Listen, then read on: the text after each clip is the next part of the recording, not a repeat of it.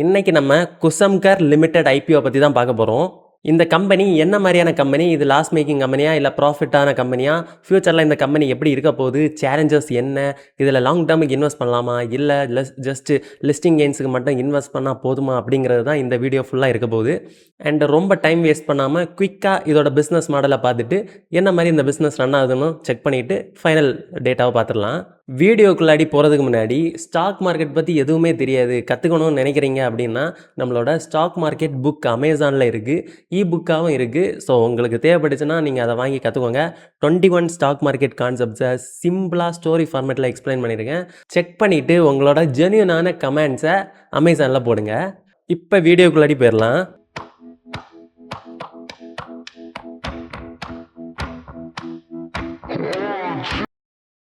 So first இந்த கம்பெனியோட ஐபிஓவை பற்றி பார்த்துடலாம். ஐபிஓ வந்து 650 கோடிக்கு இஷ்யூ பண்ணியிருக்காங்க. அண்ட் ப்ரைஸ் பேண்ட் பார்த்தீங்கன்னா 398 இருந்து 419 ரூபா பர் ஷேருக்கு. ஸோ கண்டிப்பாக நம்ம ஐபிஓ அப்ளை பண்ணுறவங்க தெரிஞ்சிருக்கும். 419 ருபீஸ் ஹையஸ்ட் பேண்டில் அப்ளை பண்ணால் மட்டும்தான் நம்மளோட அப்ளிகேஷன் வந்து அக்செப்ட் ஆக வாய்ப்பு அதிகம். ஏன்னா அதிகமான டிமாண்ட்ஸ் இருக்கும் இந்த மாதிரி கம்பெனிஸுக்கெல்லாம். ஸோ நீங்களும் அப்பர் பேண்ட்லேயே அப்ளை பண்ணுங்கள். அண்டு இது முழுக்க ஆஃபர் ஃபார் சேல்னால் கம்பெனி ரைஸ் பண்ணுற இந்த 650 கோடியும் முழுக்க கம்பெனிக்குள்ளாடி இன்வெஸ்ட்மெண்ட்டாக இல்லை அவங்க அடுத்த கட்ட டெவலப்மெண்ட்டாக போகாது. முழுக்க அந்த கம்பெனியோட ஓனர்ஸ் இதை விற்று அந்த லாபத்தை அவங்க கையில் எடுக்க போகிறாங்க. ஸோ அதனால் இந்த கம்பெனி ஐபிஓவில் வரதுனால புதுசாக கம்பெனியில் எந்த ஒரு சேஞ்சஸும் வரப்போகிறது கிடையாது. ஸோ இந்த கம்பெனியில் மேஜராக எங்கே இருந்து ரெவென்யூ வருது அப்படின்னு பார்க்கும்போது ஏரோஸ்பேஸ் அண்டு டிஃபென்ஸ் அதுலேருந்து அவங்களுக்கு 31.6% ரெவென்யூ வருது. அதுக்கு அடுத்தபடியாக பார்த்திங்கன்னா இண்டஸ்ட்ரியல் அண்டு ஆட்டோமேட்டிவ் அதுலேருந்து 24%, அண்ட் டிஃபென்ஸ் சொல்யூஷன்ஸ்லேருந்து 23%, அண்ட் ஓவராலாக நம்ம கன்சியூமராக யூஸ் பண்ணுற மாதிரியான விஷயங்கள் பார்த்திங்கன்னா ஒரு 18%. ஸோ இவங்க என்ன மாதிரி ஒரு பிஸ்னஸ் பண்ணுறாங்க அப்படின்னு உங்களுக்கு ஒரு டவுட் இருக்கலாம். ஸோ அதை சிம்பிளாக சொல்கிறேன். ஆக்சுவலி இவங்க வந்து ஒரு டெக்ஸ்டைல் பேஸ் பண்ண கம்பெனி தான்.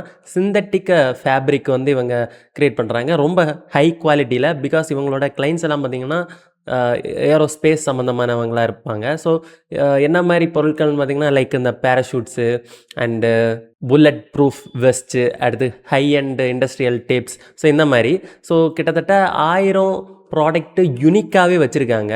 இதில் முக்கியமாக நம்ம பார்க்க வேண்டியது என்னென்னா இவங்க military parachutes and stealth systems வந்து மேனுஃபேக்சரிங் பண்ணி கொடுக்குறாங்க. பட் இருந்தாலும் இவங்க ப்ராடக்ட்டுக்கு அப்ரூவல் வரதுக்கே 2லேருந்து 10 வருஷம் கூட ஆகுமா.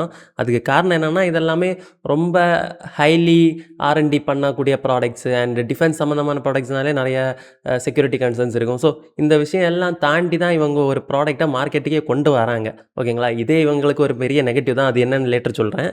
பட் இதை பாசிட்டிவாக பார்க்குறப்ப கிளைண்ட்ஸ் வந்து ரொம்ப லாயலாக இருப்பாங்க. ஆனால் இவங்க ப்ராடக்ட்ஸ் வந்து ரொம்ப ஹை குவாலிட்டியாக அவுட்புட் வரதுனால கிளைண்ட்ஸுக்கு அது ஒரு நல்ல விஷயம் இல்லையா. ஸோ அதனால் அவங்க கண்டிப்பாக லாயலாக இருப்பாங்க. அதே மாதிரி இவங்க ஒரு ப்ராடக்டை ரொம்ப வருஷமாக R&D பண்ணி கொண்டு வரதுனால அதோட ப்ரைஸிங்கும் ரொம்ப அதிகமாக தான் இருக்கும். அதனால் இவங்களுக்கு ஒரு நல்ல மார்ஜினும் கிடைக்கும். அண்டு குளோபலாக பார்க்குறப்ப US அண்டு சைனாவை தாண்டி இவங்க தான் ஒரு பிக்கஸ்ட் பிளேயர். அண்ட் ஃபினான்ஷியல்ஸ் பற்றி பார்க்கும்போது ரெவென்யூ பார்த்திங்கன்னா நல்லா இம்ப்ரூவ்மெண்ட் ஆகி வந்திருக்கு. பட் 2026 ட்ராப் ஆகிருக்கு. எபிட்டாவும் பார்த்திங்கன்னா ஒரு ஈக்குவலான க்ரோத்தாக தான் இருக்குது, ரொம்ப அதிகமாக இல்லை. ப்ராஃபிட் ஆஃப்டர் டேக்ஸ் பார்த்திங்கன்னா அதுவுமே ரொம்ப கம்மியாக இருக்குது.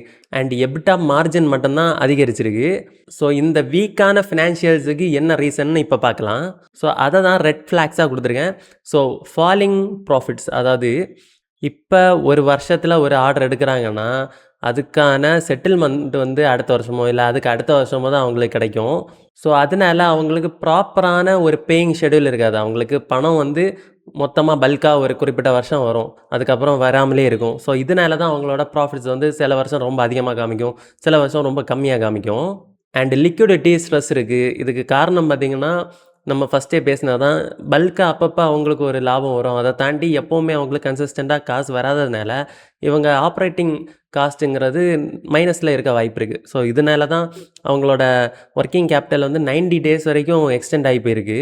அண்ட் ரிசீவபிள்ஸ் ஸ்பைக், அதாவது ட்ரேடு ரிசீவபிள்ஸ்ன்னு சொல்லுவாங்க. ஸோ அது என்னன்னா, ஒருத்தர் வந்து ஒரு கடை வச்சிருக்காரு. ஸோ அந்த கடையில ஒருத்தர் பொருள் வாங்குறாருன்னா, அந்த காச ஃபுல்லா குடுத்தா தானே அந்த காச வச்சு அவருக்கு வந்து அகைன் அடுத்த பொருள் வாங்க முடியும். ஸோ இந்த மாரி விஷயங்கள் இருக்கும். பட் அவர் வந்து கடனா வச்சு வாங்கிட்டே இருந்தாருன்னா, இவர் அகைன் வாங்கக்கூடிய பொருள வந்து இவர் கடன் வாங்கியோ, இல்ல இவர்கிட்ட இருக்கிற காசோ, இல்ல அவரோட லாபத்திலேருந்து வந்த காசையோ போட்டு தான் அடுத்து பொருள் வாங்குற மாரி இருக்கும். ஸோ இதே தான் இவங்க ட்ரேட் ரிசீவபிள்ஸ் வந்து அதிகமா இருக்க காரணம், ஆர்டர்ஸ் நெறைய இருக்கு. அதுக்கான இது ஒர்க்கே அவங்க பண்ணிட்டாங்க. ஆனா, அத பில் கிளியர் ஆகி இவங்க கையில பணம் தான் வந்து சேர மாட்டேங்குது. ஸோ, அது பார்த்தீங்கன்னா, கிட்டத்தட்ட 233 கோடிகள் வந்து வெளிய நிக்குது. அவங்களுக்கு வர வேண்டிய காசு. இது பொதுவா எல்லா கம்பெனிஸுக்கும் இருக்கிற விஷயம் தான். பட் இவங்களுக்கு வந்து 315% அதிகமா இருக்கு. ஸோ, இது ரொம்பவே அதிகம். ப்ரீவியஸ் இயர்ஸ்ல பார்த்தீங்கன்னா, ஒரு 50 குரோர்ஸ் கிட்ட தான் இருந்துச்சு. அது இப்ப 233 கோடியா அதிகரிச்சிருக்கு. அண்ட் இதனாலேயே இந்த கம்பெனிக்கு அதிகமான கடன் இருக்கு. கிட்டத்தட்ட 230 கோடின்னு நெனைக்கிறேன். ஸோ, அது எக்ஸாக்ட்டா தெரியல. நீங்க செக் பண்ணி பாருங்க. அண்ட் ஹையர் லோன்ஸ் இருக்கிறப்ப அதுக்கான வட்டியும் அவங்க அதிகமா பே பண்ற மாரி இருக்கும். நெக்ஸ்ட்டு ஸ்வாட் அனாலிசிஸ். ஸோ, இதில பார்த்தீங்கன்னா, இவங்களோட ஸ்ட்ரென்த்தா மேஜரா பார்க்குறது மார்ஜின் அதிகமா இருக்கும். அதாவது இவங்க நல்ல ஹை பிரைசிங் வைப்பாங்கன்னு சொன்னேன் இல்லையா? ஸோ, அதனால அவங்களுக்கு மார்ஜின் ரொம்பவே பாசிட்டிவா இருக்கும்.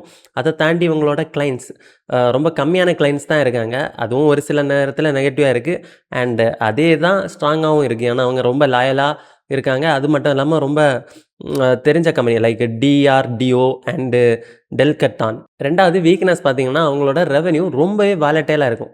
எப்பவுமே காசு வந்துட்டே இருக்காது. அப்பப்ப வரும். அப்பப்ப நெகட்டிவா இருக்கும். ஸோ இந்த மாரி விஷயங்கள் இருக்கு. அத தாண்டி கஸ்டமர் கான்சன்ட்ரேஷன். நான் ஃபர்ஸ்ட்டு சொன்ன பாசிட்டிவ் தான் இங்க நெகட்டிவா வருது. அது என்னன்னா, ரொம்பவே கம்மியான கிளையண்ட்ஸ் தான் இவங்களுக்கு அதிகமான சப்ளை குடுக்குறது. லைக் 59% இவங்களோட ப்ராஃபிட் அதாவது ரெவென்யூல ஒரு 10 கம்பெனி தான் கான்ட்ரிபியூட் பண்றாங்க. அண்ட் த்ரெட்ஸா பார்த்தீங்கன்னா வச்சுக்கோங்களேன், யுஎஸோட ட்ரேடு டாரிஃப். ஸோ அது அதிகமாகறப்ப அது இவங்களுக்கு பெரிய த்ரெட்டா இருக்கும். அத தாண்டி க்ரூட் ஆயில் பிரைஸ் அதிகமாகும்போது இந்த கம்பெனிக்கு பெரிய பிரஷர் இருக்கும். அண்ட் இப்ப ரீசென்ட்டா அவங்க கொண்டு வர ஆஃபர் ஃபார் சேல் எல்லாமே அவங்க வந்து ப்ரமோட்டர்ஸ் தான் வித்து பணத்த எடுக்கிறதுனால, கம்பெனியோட அடுத்த கட்ட குரோத்துங்கிறது ஒரு சின்ன கேள்விக்குறியா தான் இருக்கு. அண்ட் வேல்யூவேஷன் படி பார்க்கும்போது ரொம்ப எக்ஸ்பென்சிவா தான் ஐபிஓல வந்திருக்காங்க. கிட்டத்தட்ட 325லேருந்து ரூ. 353 உள்ளாடி இருந்துச்சுன்னா, அது ஃபேரா இருந்திருக்கும். அது ஓகேவா இருந்திருக்கும். இவங்களோட பியர்ஸ கம்பேர் பண்ணும்போது 45 டைம்ஸ் அதிகமான பிரைஸ் பேண்ட்ல தான் வாராங்க. 419ங்கிறது ரொம்ப அதிகம். அண்ட் இதே காஸ்ட்டுக்கு வந்து நம்ம லாங் டர்மா ஹோல்டு பண்றப்ப அது ரொம்பவே நமக்கு சிக்கலா முடிஞ்சிரும். பட் வேல்யூவேஷன் இவ்வளோ அதிகமா இருந்தாலும், இவங்களோட கிரே மார்க்கெட் பிரீமியம் என்னவா இருக்கும்னு சொல்லிட்டு நம்ம பார்க்கலாம். ஸோ கிரே மார்க்கெட் பிரீமியம் பார்த்தீங்கன்னா, கிட்டத்தட்ட 40% இருக்கு. அண்டு ஸ்டாக் வந்து லிஸ்ட் ஆகுறது ஒரு ₹585 கிட்ட லிஸ்ட் ஆகும் அப்படின்னு எக்ஸ்பெக்ட் பண்றாங்க. அண்டு ஃபர்ஸ்ட் நாளே ஓரளவுக்கு அப்ளிகேஷன் ஃபில் ஆயிட்டு இருக்கு. ஸோ இந்த மாரி ஓவர் சப்ஸ்கிரைப் ஆச்சுன்னா, கண்டிப்பா இந்த ஸ்டாக் வந்து நல்லாவே லிஸ்டிங் குடுக்கும். ஆனா ஒரு சின்ன இம்பேக்ட் வந்திருக்கு. இப்ப நான் இந்த வீடியோ ரெக்கார்ட் பண்ணிட்டு இருக்கிற கொஞ்ச நேரத்துக்கு முன்னாடி தான் யுஎஸ், ஈரான் வார் அகைன் ஸ்டார்ட் ஆகி ஒரு சின்ன பதட்டத்தில போயிட்டுருக்கு. ஸோ நானுமே நெறைய பொசிஷன் எடுத்திருந்தேன். வீக்லி மார்க்கெட் அனாலிசிஸ் பார்த்திருந்தா உங்களுக்கே தெரிஞ்சிருக்கும். ஸோ அது எல்லாமே இப்ப நெகட்டிவ்ல போயிருச்சு. ஸோ இதுவுமே ஒரு இம்பேக்ட் இருக்க வாய்ப்பு இருக்கு. ஏன்னா நம்ம க்ரூட் ஆயில் பிரைஸும் அகைன் அதிகமாக ஆரம்பிச்சுது. இந்த கம்பெனியோட மெயின் அந்த ப்ராஃபிட்டபிலிட்டிய இம்பேக்ட் பண்றது, அந்த ரா மெட்டீரியல்ஸ இம்பேக்ட் பண்றது பார்த்தீங்கன்னா, க்ரூட் ஆயில் பிரைஸ் தான். ஸோ அதனால இந்த கம்பெனிக்கும் அந்த பிரஷர் இருக்க தான் செய்யும். ஸோ இப்ப கரண்டா நம்ம லிஸ்டிங் கெயின்ஸுக்காக இத அப்ளை பண்ணலாமா வேண்டாமான்னு நீங்க பார்த்தீங்கன்னா, கண்டிப்பா நான் வந்து லிஸ்டிங் கெயின்ஸுக்காக அப்ளை பண்ண தான் போறேன். 2 அக்கவுண்ட்லேருந்து அப்ளை பண்ண போறேன். ஸோ இதுக்கு முன்னாடி வந்த ஐபிஓ எனக்கு கிடைக்கல. உங்களுக்கு கிடைச்சிருந்துச்சுன்னா கமெண்ட் பண்ணுங்க. அண்ட் இந்த ஐபிஓ வந்து கிடைக்குமா? கிடைக்காதான்னு எனக்கு தெரியல. ஸோ கண்டிப்பா நீங்களும் அப்ளை பண்றீங்கன்னா, கமெண்ட்ல சொல்லுங்க. எனக்கு இந்த ஐபிஓ கிடைச்சதுன்னு வச்சுக்கோங்களேன், கரெக்ட்டா 10 மணி ஆகும்போது லிஸ்ட் ஆனதும் நான் அத வித்துருவேன். அண்ட் லாங் டர்மா நான் இத வச்சுக்க மாட்டேன். ஸோ அதுக்கு ரீசன் என்னன்னா, ஓவர் வேல்யூடு தான். ஸோ கிட்டத்தட்ட 45 டைம்ஸ் பி அதிகமா இருக்கு. ஸோ அதனால மார்ஜினுக்கும் எந்த ஒரு சேஃப்டியும் இல்ல. அப்பப்ப ப்ராஃபிட்டபிலிட்டி வரதுனால, கொஞ்சம் கம்பெனி ஸ்டேபிள் ஆனதுக்கப்புறம் கொஞ்சம் கொஞ்சமா ஆட் பண்ணிக்கலாம். ஸோ இப்போதைக்கு ஒரு ஷார்ட் டர்மா நம்ம ஒரு ப்ராஃபிட்டா பார்த்துட்டு எஸ்கேப் ஆயிரலாம் தான் என்னோட டார்கெட்டா இருக்கு. ஸோ இந்த வீடியோ தொடங்குறதுக்கு முன்னாடி சொன்ன மாரி, நம்மளோட ஸ்டாக் மார்க்கெட் புக் வந்து அமேசான்ல அவைலபிளா இருக்கு. லிங்க் டிஸ்கிரிப்ஷன்ல இருக்கு. அதே மாரி ஸ்டாக் மார்க்கெட் கோர்ஸுமே நம்ம ப்ரொவைட் பண்றோம். ஸோ அதோட லிங்க்கும் டிஸ்கிரிப்ஷன்ல தான் இருக்கு. இத தாண்டி உங்களுக்கு பெர்சனலா என்கிட்ட பேசணும், இன்சூரன்ஸ் பத்தி டிஸ்கஸ் பண்ணணும், ஹெல்த் இன்சூரன்ஸோ, டெர்ம் இன்சூரன்ஸோ அதெல்லாம் பிளான்ஸ் எப்படி இருக்கு? என்ன பிளான் பெட்டரா இருக்கும்? அண்ட் நம்மளோட ஃபினான்ஷியல் கண்டிஷனுக்கு எது சூட்டபிளா இருக்கும்? அப்படிங்கிற மாரி ஒரு டிஸ்கஷன் உங்களுக்கு தேவைப்பட்டுச்சுன்னா, அதோட லிங்க் கூகுள் ஃபார்ம் லிங்க் இருக்கும். ஸோ அத கிளிக் பண்ணி ஃபார்மை ஃபில் பண்ணிங்கன்னா, நானே டைரக்ட்டா உங்கள கான்டாக்ட் பண்ணிப்பேன். ஸோ உங்களுக்கான பெஸ்ட் அட்வைஸை நான் குடுக்குறேன். பணத்த உங்க பக்கம் ஈர்க்கணும்னா, மறக்காம மணி மேக்னெட் சேனல சப்ஸ்கிரைப் பண்ணிக்கோங்க. பாய் பாய்.